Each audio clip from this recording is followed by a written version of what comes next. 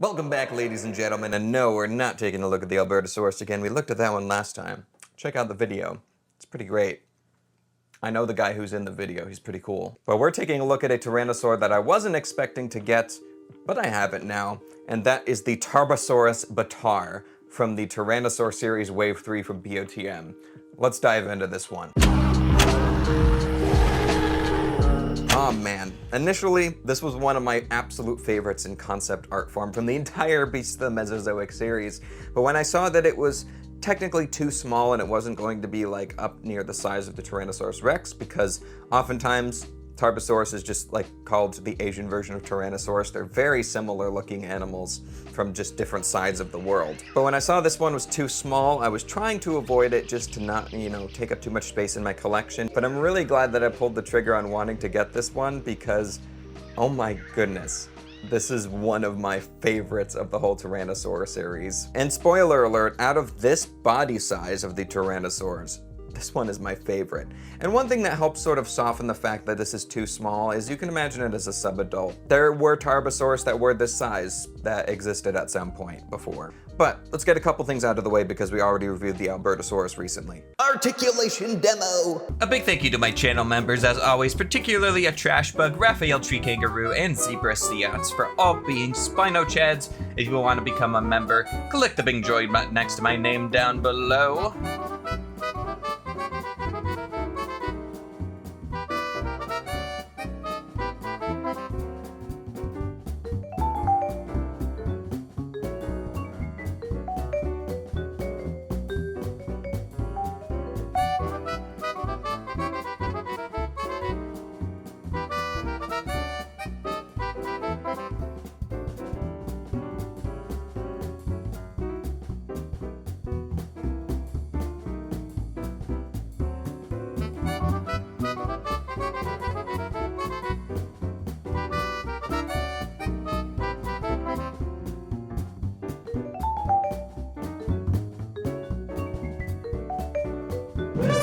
And also the size of this one quickly, it's like the same size, it's like 20 inches long and about like, in this pose, about 8 inches tall, just on average. Dimensions are going to change depending on the size you put it in. Let's talk about the new stuff now. First of all, this whole sculpt is exactly the same except for the neck sleeve and the headpiece. So we'll focus on that. We obviously know that the detailing is absolutely gorgeous across this entire sculpt, but the neck sleeve is actually a little bit shorter than on the Albertosaurus, and it gives more room for the sculpting work on the back of the actual headpiece to shine, which I think is very nice.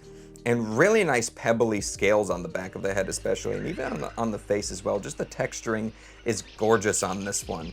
And even though it's just a solid black color across the face for the most part, the finish on the paint really catches the light in the right way to show off all that gorgeous scalation detail. It looks beautiful. I love the subtle brown keratin on the cheeks and on the top of the head going down the snout. I think that's really nice. That piercing yellow-orange eye is beautiful, and the lips seal absolutely beautifully on this one. The interior of the mouth is sculpted gorgeously in a fleshy pink color. As always, each of the teeth are sculpted in and painted individually. It looks beautiful. And man, I cannot get over that jaw sealed. I think this one just looks so good with its mouth just shut. It looks beautiful. And even if you give it just like a tiny snarl, so just like those pearly white teeth just kind of catching the light against that dark black scalation on the face is really cool contrast. But anyways, we're slowly transitioning into the colors here, so let's just commit and talk about them. Oh my goodness, the coloration on this one is just chef's kiss. Mwah.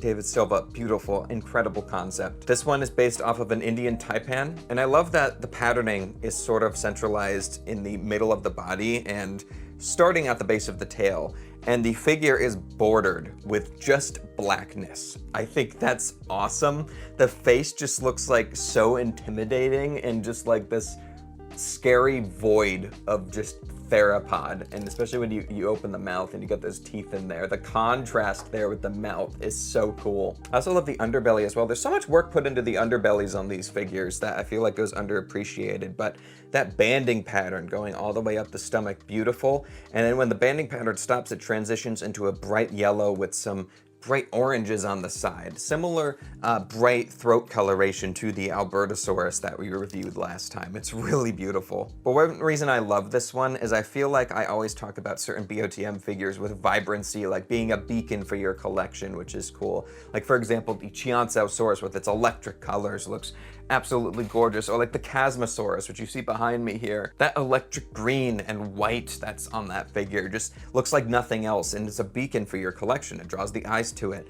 I think this one is unique in the fact that it just feels like almost a void of color in all of the right ways, and your eyes are instantly drawn to it. And another reason I fell in love with it and just appreciated this one artistically is going back to comparing it to the other Tyrannosaurs for its size. I feel like I appreciated this one's colors more with it sharing body parts from the other ones that have brighter colors, that being the Albertosaurus, the Daspletosaurus, and the Gorgosaurus in its body size. But this one next to all of them feels like it stands out easily the most compared to all of those with the bright colors. But I love that as the BOTM collection is building up with all of these beacon figures, as I call them, and with all these bright colors and patterns, it's stuff like this where there's restraint with the patterns and colors and just like solid black, you know, dark brown with just like a yellow eye or something, or just a subtle brown stripe here or there. It's stuff like this that's standing out. I think that's really cool.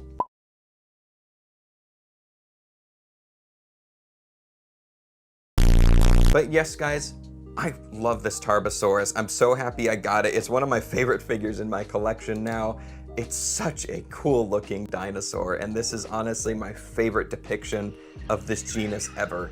I just think it looks unbelievably cool, colors and all. And like the Albertosaurus, I think this one just is very striking, but also pretty darn grounded in its coloration. It looks gorgeous. All right, we're halfway through this body size, guys. On to Team Red and Team Blue next. Man, that certainly was an awesome review he just gave out there. Probably his best review yet. Do you want to keep me from reviewing you?